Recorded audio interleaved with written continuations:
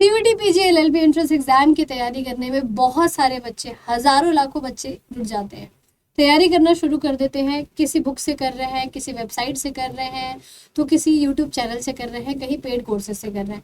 But वो exam के कुछ मंथ पहले तक, कुछ दिनों पहले तक भी सिलेबस से रूबरू नहीं होते हैं और उनको सिलेबस की क्लैरिटी ही नहीं होती है कि एक्चुअली में मेरे एग्जाम में क्या आ रहा है। वो कुछ भी पढ़ रहा है।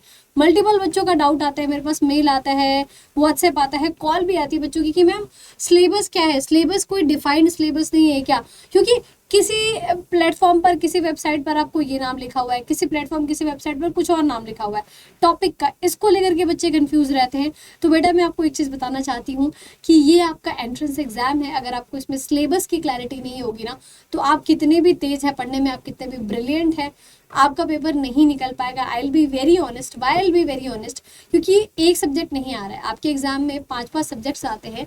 उन सारे सब्जेक्ट को करना होता है, उन सब्जेक्ट में भी सब सब्जेक्ट होते हैं, सब टॉपिक्स होते हैं, सारी चीज़ों को लेकर के चलना होता है एग्जाम के लिए। तो आपके लिए अगर सबसे ज़्यादा इंपॉर्टेंट कुछ भी है आपका फाउंडेशन स्ट्रॉन्ग करने के लिए, तो आपकी सिलेबस की नॉलेज, कि क्या आपका सिलेबस है और सब्जेक्ट वाइज सिलेबस क्या है, एक्चुअली में क्या पढ़ना है और क्या छोड़ना है। अगर हमें ये दो चीज़ें पता लग जाए ना, क्या पढ़ना है और क्या छोड़ना है, इसी में आपका पेपर 50% प्रिपेयर है। बच्चों को यही नहीं पता होता है। आज मैं वही क्लियर करूंगी और शायद ये वीडियो देखने के बाद आपके सारे डाउट्स क्लियर हो जाएंगे और आपका दिमाग क्लियर हो जाएगा, क्योंकि क्लैरिटी सबसे ज़्यादा इंपॉर्टेंट होती है। सबसे पहली चीज़ है कि इंग्लिश लैंग्वेज यहाँ पे लिखा हुआ है और हिंदी, यानी कि इंग्लिश और हिंदी में से कोई एक सब्जेक्ट आता है। अब ये आपको चूज करना है। अब कई बच्चे पूछेंगे मैम आप ही बता दीजिए ना, आप ही सजेस्ट कर दीजिए क्या चूज करें। ये आप किसी से पूछ के मत करो, ये आपके ऊपर डिपेंड करता है किस लैंग्वेज में ज़्यादा कंफर्टेबल हो और किस लैंग्वेज में ज़्यादा नंबर ला सकते हो। क्योंकि मेन मोटिव क्या है आपके एग्जाम का? नंबर लेकर के आना, एंट्रेंस एग्जाम क्लियर करना, रैंक लेकर के आना, एडमिशन लेना। अब आप पिछले साल के 2-3 साल के पेपर उठाइए, उनको सॉल्व करिए, सिर्फ लैंग्वेज वाला, वहीं से आपको क्लियर हो जाएगा कि किस में आप ज़्यादा क्वेश्चन अटेम्प्ट कर पा रहे हैं, किस में आपकी अंडरस्टैंडिंग ज़्यादा है। ठीक है, उसके बाद general knowledge and general awareness, इसमें करंट अफेयर भी आता है, इसमें स्टैटिक जीके भी आता है। मैं पूरा सिलेबस बताऊंगी। कंप्यूटर का है, बेसिक्स आते हैं, बहुत कम आता है, बहुत ज़्यादा क्वेश्चन नहीं आता है और बहुत इजी लेवल होता है। लॉजिकल रीजनिंग है तो मैं आपको पढ़ाती हूँ, डेली क्लास चलती है। अदर देन दिस आज मैं भी एक्सप्लेन भी करूंगी। एंड देन क्वांटिटेटिव या जनरल एप्टीट्यूड है।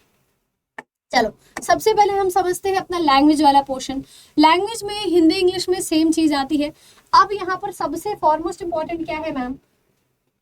इंग्लिश ग्रामर करना बहुत ज़्यादा ज़रूरी है, क्योंकि आपके एग्जाम में रीडिंग कॉम्प्रीहेंशन का पैसेज कम है, आपके पास ग्रामेटिकल ज़्यादा आता है। ठीक है, क्योंकि ये एरर बेस्ड क्वेश्चन आपके में आएंगे, सेंटेंस करेक्शन आपके में आता है, सेंटेंस इंप्रूवमेंट आपके में आता है, रीडिंग कॉम्प्रीहेंशन का कुछ आता है, वन वर्ड सब्स्टिट्यूशन काफ़ी इंपॉर्टेंट है, सिनोनिम्स एंटोनिम्स काफ़ी इंपॉर्टेंट है, एंड इडियम फ्रेजेस काफ़ी इंपॉर्टेंट है। तो यही सेम चीज़ आपके हिंदी के साथ भी अप्लाई होती है। ये चीज़ें बहुत ज़्यादा इंपॉर्टेंट है। बट इसके लिए करना क्या होगा मैम? सबसे पहले आपको रीडिंग इंप्रूव करनी है, क्योंकि अगर आपने कभी इंग्लिश नहीं पढ़ा है, अगर आपने कभी इंग्लिश बहुत अच्छे तरीके से नहीं करा है, आपका वीक है, बट आपको यही एग्जाम में अटेम्प्ट करना है, तो आपके लिए रीडिंग स्ट्रॉन्ग करना बहुत ज़रूरी है, आपके फ्यूचर के लिए भी एंड इस एग्ज़ाम के लिए भी। तो रीडिंग करिए डेली आधे घंटे, ग्रामर पढ़िए डेली आधे घंटे, एंड 5 वर्ड डेली के 5 वर्ड, बहुत ज़्यादा नहीं, डेली के 5 वर्ड लिखो और इसको बस याद कर लो। सिंपल सी बात है, बहुत बड़ा टारगेट लेके नहीं चलना है। एग्जाम तक 6 महीने में 5 × 30 करेंगे, कितना हो जाएगा? 5 और इंटू 30 करेंगे तो 35 या 150 वर्ड्स। एक महीने में 150 वर्ड्स बहुत ज़्यादा होते हैं, और 6 महीने में 900 वर्ड्स। 900 वर्ड्स तो आप समझ रहे हैं कि आप 900 वर्ड 6 महीने में प्रिपेयर कर रहे हो और आपको पता भी नहीं लगेगा। तो ये सुबह याद करना है 5 वर्ड, रात को रिवाइज कर लेना है, बस इतना ही करना है, मोर देन इनफ है। आगे चलते हैं, जनरल नॉलेज एंड अवेयरनेस। अब यहाँ पे इंपॉर्टेंट क्या है यार? इंडियन कॉन्स्टिट्यूशन काफ़ी इंपॉर्टेंट है। ठीक है, और आप अगर बोलेंगे तो आपका इकोनॉमिक्स भी इंपॉर्टेंट है, Indian economy, international economy important है, लीगल अवेयरनेस बहुत ज़्यादा इंपॉर्टेंट है। ये जो बच्चों को लगता है कि लीगल रीजनिंग आती है, नहीं, बट लीगल अवेयरनेस आता है आपका। ठीक है, आपकी हिस्ट्री के भी चैप्टर काफ़ी इंपॉर्टेंट है, लिटरेचर है, बाकी आपको रोल से पढ़ा ही रहे हैं। तो ये तो मैं आपको सिलेबस दिखाने आई थी, है ना। Current affair is very important, 10 से 12 क्वेश्चन करंट अफेयर से आते हैं। तो पिछले 9 महीने का भी अगर आप पढ़ लेंगे तो आपके लिए मोर देन इनफ होगा। ठीक है, अब 9 महीने का अगर आपको पढ़ना है, आप अभी से तैयारी शुरू कर रहे हैं, तो पिछले 3 महीनों को आप मंथली और वीकली कर लीजिए और यहाँ से डेली बेसिस पर आधे घंटे करंट अफेयर को दीजिए और आधे घंटे या 1 घंटे अपने जीके जेस वाले पोर्शन को दीजिए। मोर देन इनफ होगा इतना आपके लिए। ठीक है, चलो, और यहाँ पर आता है कंप्यूटर, काफी बेसिक्स यहाँ पर क्या क्या चीजें आती है। MS वर्ड से क्वेश्चन आता है, MS ऑफिस से क्वेश्चन आता है, इसके बाद आपका कंप्यूटर एब्रीविएशन से आता है, शॉर्टकट से क्वेश्चन आते हैं, फंडामेंटल से आते हैं। ठीक है, तो ये कुछ क्वेश्चन आते हैं आपके इनपुट आउटपुट डिवाइसेस से क्वेश्चन आ जाएंगे, इंटरनेट से आ जाएंगे, है ना, नेटवर्क से क्वेश्चन आ जाते हैं, यहीं से क्वेश्चन ज्यादा आते हैं। और बहुत बेसिक पढ़ना है, बहुत ज्यादा डिटेल में इन डेप्थ नहीं कर जा रहा है, क्योंकि आपसे ऊपर ऊपर पूछा जाता है, क्योंकि आपको भी पता है लॉ एंट्रेंस एग्जाम में कंप्यूटर का इतना ज्यादा रोल नहीं है, बट बेसिक बेसिक ही है, तो इसलिए बेसिक के ही क्वेश्चन आते हैं। ठीक है, बात करेंगे जनरल एप्टीट्यूड का, तो ये क्लॉक एंड कैलेंडर बेटा रीजनिंग का पोर्शन है, बाकी एवरेज आपके लिए काफी इंपॉर्टेंट है समझना, सिंप्लीफिकेशन भी इंपॉर्टेंट है। इसके बाद अगर हम बात करेंगे, percentage is very important, profit and loss is very important, HCF LCF important है, आपका CI SI इंपॉर्टेंट है। ठीक है, तो ये तो आपके कुछ इंपॉर्टेंट चैप्टर्स हैं, इनको बस आप अगर कर लेंगे इतने को जितने को मैंने मार्क करा है, तो भी आपके लिए बहुत इनफ होगा। अगर आपकी पॉइंट्स बहुत अच्छी नहीं है, बहुत ज्यादा मन नहीं लगता है, बहुत ज्यादा पढ़ नहीं पाते हो तो, क्योंकि बहुत ज्यादा क्वेश्चन पॉइंट से नहीं आते हैं, इसके हिसाब से इतना इनफ है। बात करेंगे अगले की, जो कि है आपका लॉजिकल रीजनिंग, इसको थोड़ा मैं डिटेल में एक्सप्लेन करूंगी। तो लीनियर अरेंजमेंट का मतलब होता है सिटिंग अरेंजमेंट, तो ये एक ही चैप्टर है जिसमें सिटिंग अरेंजमेंट और पजल आपका आ जाता है। ठीक है, तो ये भी इंपॉर्टेंट है। नंबर सीरीज आपके लिए काफी ज्यादा इंपॉर्टेंट है, कोडिंग डिकोडिंग काफी ज्यादा इंपॉर्टेंट है, ब्लड रिलेशन से भी 2 क्वेश्चन आता है, analogy test is very important, simple based mathematical operation बोलते हैं, डायरेक्शन डिस्टेंस है, एनालिटिकल रीजनिंग का ही पूरा पोर्शन है ये, तो एनालिटिकल रीजनिंग कोई अलग से टॉपिक नहीं है, बट यहाँ पर ये क्योंकि आपका ऑफिशियल वेबसाइट पे दिया हुआ था, तो इसलिए मैं वहां से लेकर के आई हुई हूँ। ठीक है, इसके बाद अगर हम बात करेंगे तो ये चैप्टर्स हैं आपके, एंड आपका coding decoding analogy, non verbal reasoning portion होता है, जिसमें मिरर इमेज, वाटर इमेज हो गया, आपका पेपर कटिंग फोल्डिंग, ये सब नॉन वर्बल में आता है। ये जो आपका पोर्शन है बेटा, ये आपका क्रिटिकल रीजनिंग का पोर्शन है। किसका है? क्रिटिकल रीजनिंग का पोर्शन है, तो यहाँ से 3 से 4 क्वेश्चन आ जाते हैं। ठीक है, आपका सिलोगिज्म चैप्टर है, वो भी बहुत इंपॉर्टेंट है, यहाँ दिया नहीं है। ठीक है, तो सिलोगिज्म भी काफी इंपॉर्टेंट है, मैं पढ़ाती रहती हूँ, डेली क्लास मेरी 12 बजे चलती है।